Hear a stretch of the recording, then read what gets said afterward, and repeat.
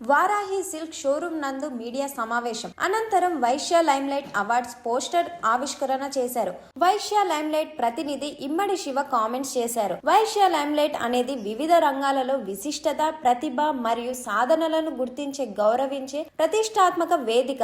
ఇప్పటి వరకు 9 విజయవంతమైన సీజన్లను పూర్తి చేసిన ఈ కార్యక్రమం సమాజంపై సార్థకమైన ప్రభావాన్ని చూపిన ప్రతిభావంతులైన మహిళలు, పురుషులను సత్కరించింది.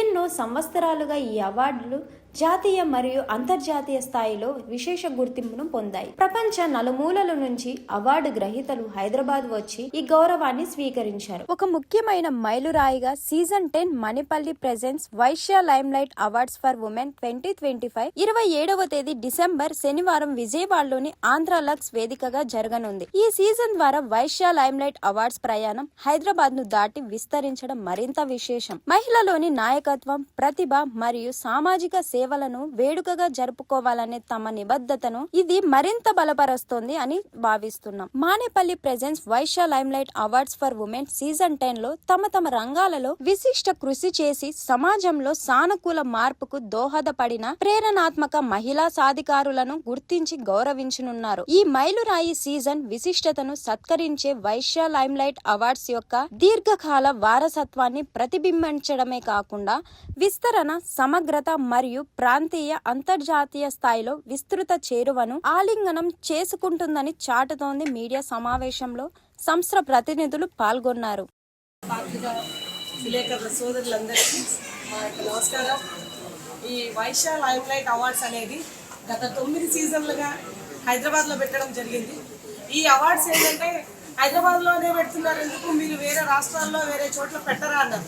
సో ఫస్ట్ ప్రయోగంగా 10th సీజన్ ఈసారి యూనిక్గా చేయాలని ఆంధ్ర నుంచి కూడా విజయవాడలో పెట్టడం జరిగింది ఈ కార్యక్రమాన్ని.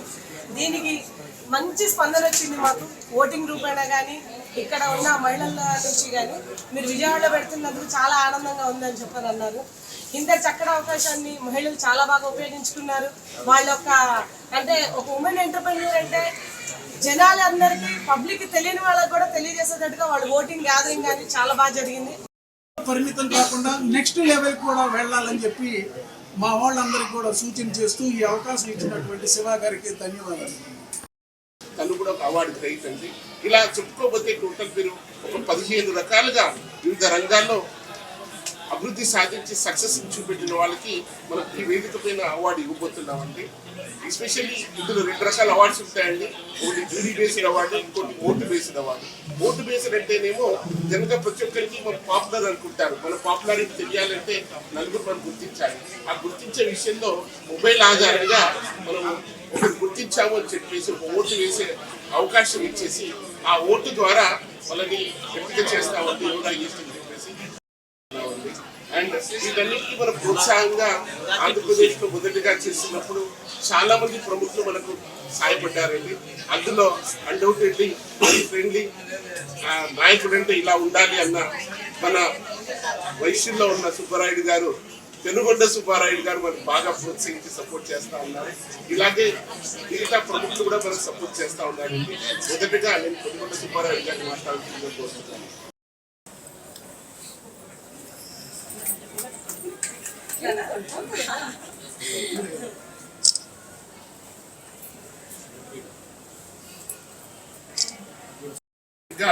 ఈ రోజు వారాహి సిల్క్ లో మనకు అవకాశం ఇచ్చినందుకు, వారాహి సిల్క్ లో 26వ తారీఖు మటుకు ఎవరైతే 5,000 రూపాయల బిల్డింగ్ చేస్తారో వాళ్ళందరికీ వైశ్య లైమ్లైట్ అవార్డ్స్ లో ఒక ఎంట్రీ టికెట్ ఫ్రీగా ఉంటుందండి. ఎవరైనా ఒప్పించుకోవచ్చు.